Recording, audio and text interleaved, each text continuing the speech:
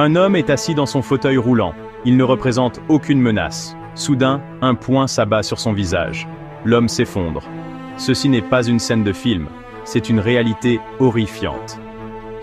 Le 11 mars 2025, peu avant 16 heures, cet acte de violence brutale s'est déroulé à Clermont-Ferrand, en France. Un agent CRS, membre des forces de police anti-émeute françaises, a été filmé en train de frapper un homme handicapé en fauteuil roulant. La vidéo, un témoignage glaçant de la brutalité policière, a suscité l'indignation et des appels à la justice. Yassine Chely, un jeune militant socialiste, a été témoin de tout l'incident. Il a regardé avec horreur l'agent frapper l'homme sans défense, identifié plus tard uniquement par son prénom et son surnom. L'ami de Chely, présent sur les lieux, a filmé l'agression. Le témoignage de Chely ne fait aucun doute. Il a immédiatement partagé la vidéo sur les réseaux sociaux, fournissant des images supplémentaires montrant l'importante présence policière et la victime avant l'attaque. L'authenticité de la vidéo est indéniable. D'autres vidéos circulant en ligne corroborent le récit de Chely, montrant le fauteuil roulant vide de la victime. Cela suggère que l'homme, blessé et vulnérable, a été placé en garde à vue après l'agression.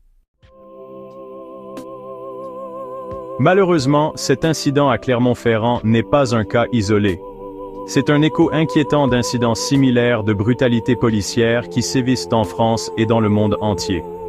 À maintes reprises, nous voyons des vidéos, entendons des témoignages et lisons des rapports faisant état d'un usage excessif de la force contre des communautés marginalisées, souvent sans aucune conséquence pour les auteurs.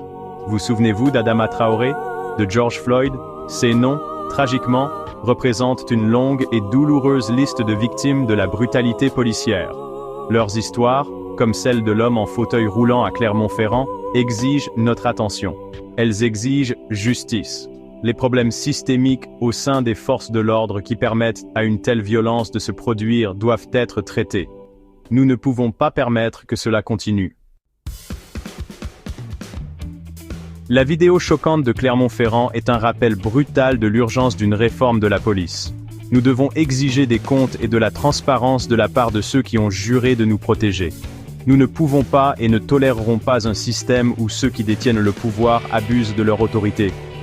Il ne s'agit pas d'être anti-police, il s'agit d'être pour la justice, pour la responsabilité et, surtout, pour l'humanité. L'homme en fauteuil roulant méritait mieux. Adama Traoré méritait mieux. George Floyd méritait mieux. Nous méritons tous mieux. Que cet incident soit un tournant. Transformons notre indignation en action. Exigeons justice pour les victimes. Exigeons des réformes de nos dirigeants. Le silence n'est pas une option.